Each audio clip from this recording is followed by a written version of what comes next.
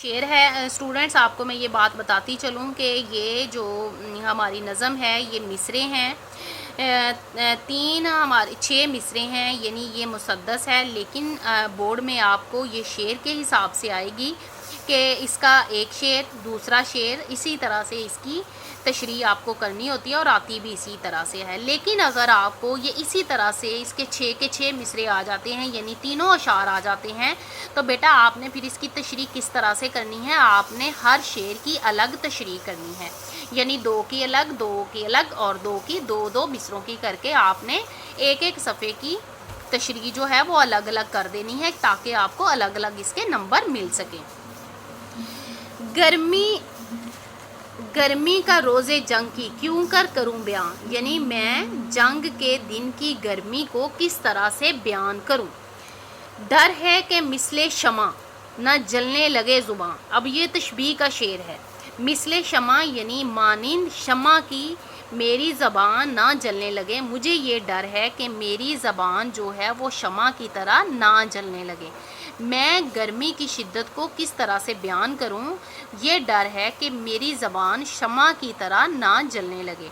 शायर ने यहाँ पे बहुत ज़्यादा मुबालगा आराई का इस्तेमाल किया है, ये तशबीह का शेर भी है। वो ये कहते हैं कि मैं गर्मी की शिद्दत को किस तरह से बयान कर सकता हूँ, मुझे इस बात का डर है कि मेरी ज़ुबान जो है वो शमा की तरह ना जलने लगे। अब देखें, पहले मिसरा में गर्मी का ज़िक्र किया गया है कि मैदान करबला में गर्मी बहुत ज़्यादा थी, और दूसरे में ये बताया गया है उनको इस बात का डर है कि मेरी ज़बान जो है वो शमा की तरह ना जलने लगे। आप अहम पॉइंट्स, उसका मरकज़ी ख्याल अपने माइंड में रखें तो आपको इसकी तशरीह करना आपके लिए आसान हो जाएगा। वो लू वो गरम हवा के अल हज़र अल्लाह की पनाह, वो हरारत वो गर्मी के अल्लमा खुदा की पनाह। रन की ज़मीन यानी मैदान करबला की, मैदान जंग की ज़मीन तो सुर्ख थी और जर्द आसमां, और आसमान का रंग जो था वो जर्द हो गया था। ज़मीन वो लू वो गरम हवा के अल्लाह ताला की पनाह, और गर्मी के अल्लाह ताला की पनाह मांग रहे हैं यहाँ पे। रन की ज़मीन यानी मैदान करबला की ज़मीन जो थी वो सुर्ख थी, और आसमान का रंग जो था वो जर्द हो गया था, यानी इतनी ज़्यादा गर्मी थी कि उसकी वजह से ज़मीन तप कर सुर्ख हो गई थी और आसमान का रंग भी जर्द हो गया था। आबे खुनक यानी ठंडे पानी को खलक मखलूक को कहते हैं, तरसती थी खाक पर, ज़मीन पर। ठंडे पानी को मखलूक ज़मीन पर तरस रही थी, गोया हवा से आग बरसती थी खाक पर। ऐसा लग रहा था जैसे आग बरस रही हो, ज़मीन पर आग बरस रही हो। हवा में इतनी ज़्यादा तपश थी कि जैसे हवा नहीं आग बरसा रही हो। इतनी ज़्यादा तपश और इतनी ज़्यादा गर्मी के पानी भी जो है वो भी गर्म हो गया था। यहाँ पे शायर ने मैदान करबला में गर्मी की शिद्दत को बहुत ज़्यादा शिद्दत के साथ बयान किया है कि गर्मी इतनी ज़्यादा थी कि वहाँ पे ठंडा पानी भी नहीं मिल रहा था। वो आफताब की हिद्दत, वो सूरज की चमक, वो ताबो तब, वो चमक दमक, काला था रंग धूप से दिन का मिसाले शब, यानी दिन का जो रंग था वो धूप की तरह, दिन का मिसाले शब यानी शब की तरह हो गया था। दिन के वक्त ऐसा लग रहा था जैसे रात का मंजर हो।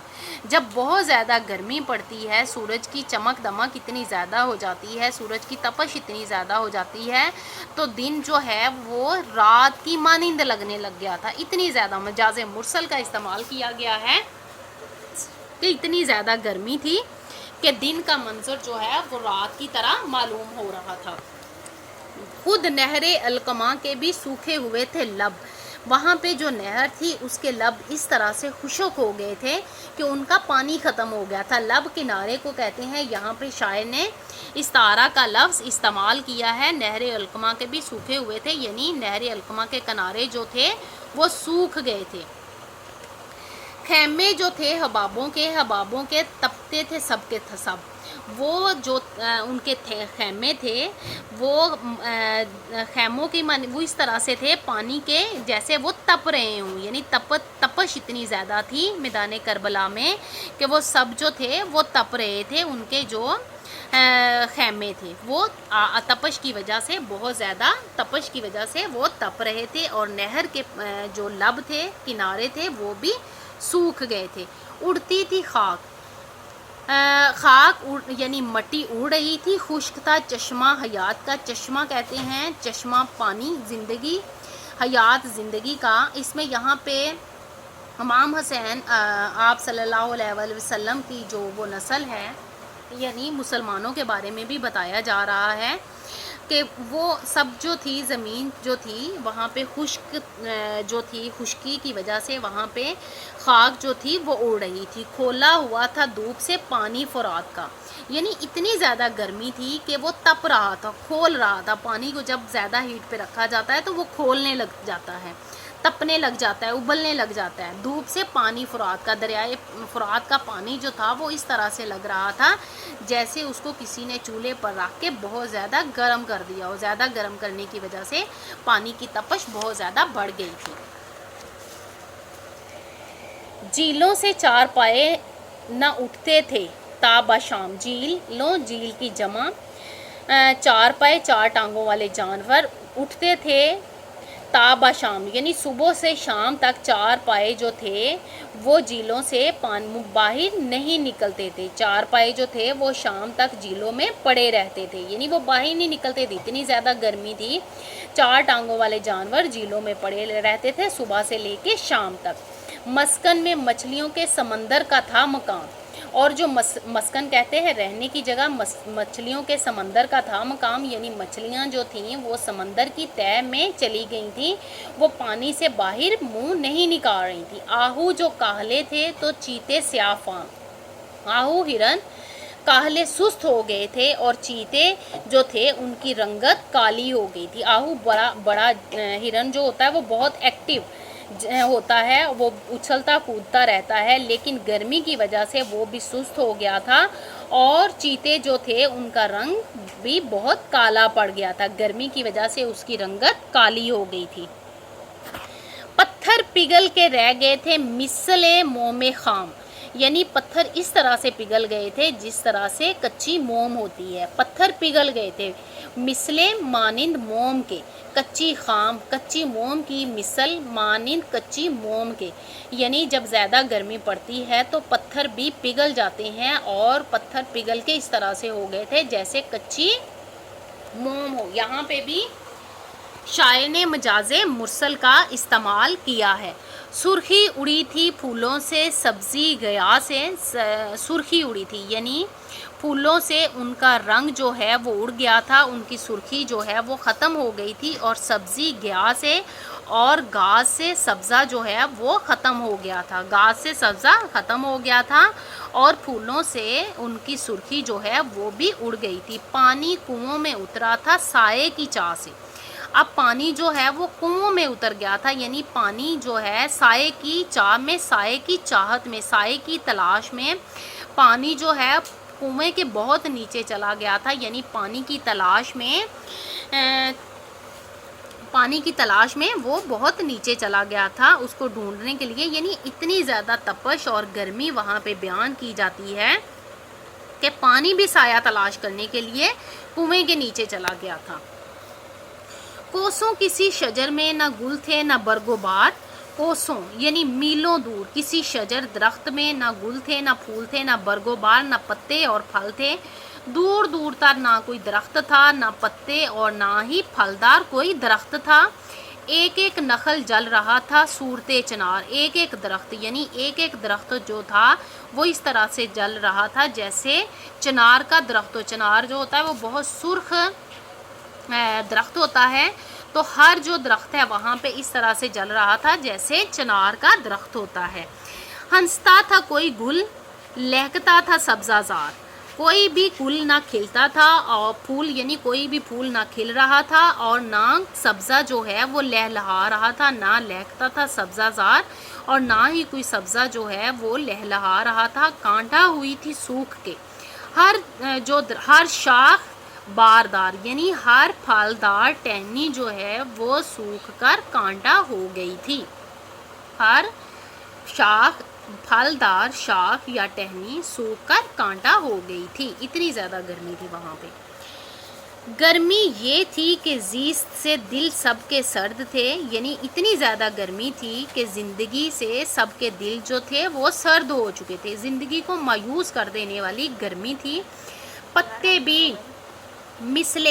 भी मिसले मानिंद चेहरे मदकूक दग का मरीज जो जिसको यरकान कहते हैं वो पीला हो जाता है, इस तरह से जर्द हो गया था, यानी पत्तों का रंग जो था वो भी दग के मरीज की मानिंद पीला हो चुका था। इतने ज़्यादा गर्मी थी कि वहाँ पे कोई भी सब्ज़ा सरसब्ज़ो शादाब चीज़ नज़र नहीं आ रही थी। शेर उठते थे ना धूप के मारे कुछार से। कुछार होती है उनके रहने की, शेर के रहने की जगह, उसका रहने का मस्कन, उसके रहने की जगह। शेर जो है धूप के मारे अपने रहने की जगह से बाहर मुंह ना निकालते थे, आहू ना मुंह निकालते थे सब्ज़ाजार से। और इसी तरह से जो हिरन थे वो भी सब्ज़ा वाली जगह से बाहर मुंह ना निकालते थे। आईना महर का था मुकद्दर गबार से। आईना शीशा, महर सूरज, मुकद्दर गंदा गुबार धुएं से। आईना सूरज का जो मुंह है वो इस तरह से गंदा हो गया था धुएं की वजह से, यानी वो मैला हो गया था। गर्दों को तप चढ़ी थी ज़मीन के बुखार से। गर्दों आसमान को तप हरारत हो गई थी ज़मीन के बुखार से, यानी ज़मीन की तपश इतनी ज़्यादा थी कि आसमान को भी उसकी वजह से ऐसा मालूम हो रहा था जैसे हरारत हो गई है। ज़मीन जो तप रही थी और उसकी वजह से आसमान को भी हरारत हो गई थी। ये भी मजाज मुरसल का इस्तेमाल किया है, इस्तारा का लफ्ज़ इस्तेमाल किया है शायर ने यहाँ पे। गर्मी से मुस्तरिब था ज़माना ज़मीन पर।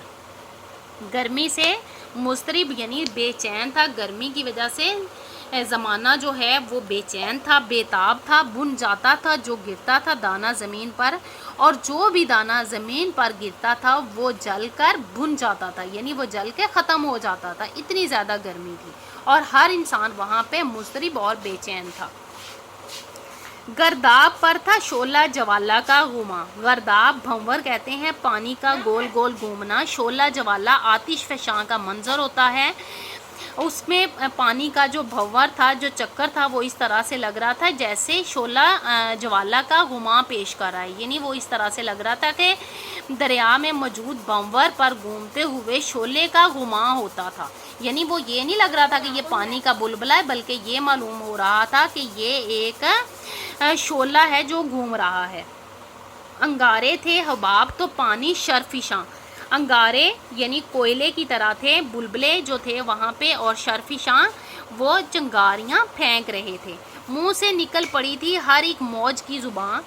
हर एक मखलूक की ज़ुबान जो है वो मुंह से बाहर आ गई थी। इतनी ज़्यादा गर्मी थी कि हर एक के मुंह से, हर मखलूक जो भी मखलूक खुदा थी उनके मुंह से बाहर उनकी ज़ुबान निकल आई थी। तय पर थे सब निहंग।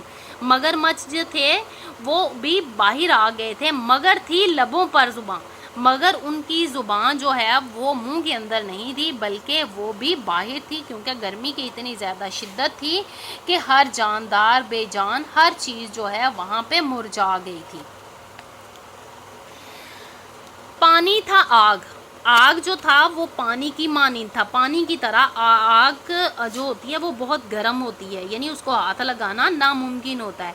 और वहाँ पे मैदान करबला में भी इस तरह से बयान किया गया कि तो जो पानी था वो आग की मानिंद था। गर्मी रोज़े हिसाब, और गर्मी जो थी वो इतनी ज़्यादा थी कि जिस तरह से क़यामत का कोई समा बयान कर रही हो। माही जो सीखे मौज तक आई। माही मछली को कहते हैं। सीखे मौज जिस पे लोहे की सलाख जो होती है, जिस पे अगर कोई चीज़ रखें तो वो बुन जाती है। कबाब थी, यानी जो भी मछली ऊपर आती थी पानी की तह तक आती थी वो इस तरह से भुन जाती थी जैसे कि कबाब हो।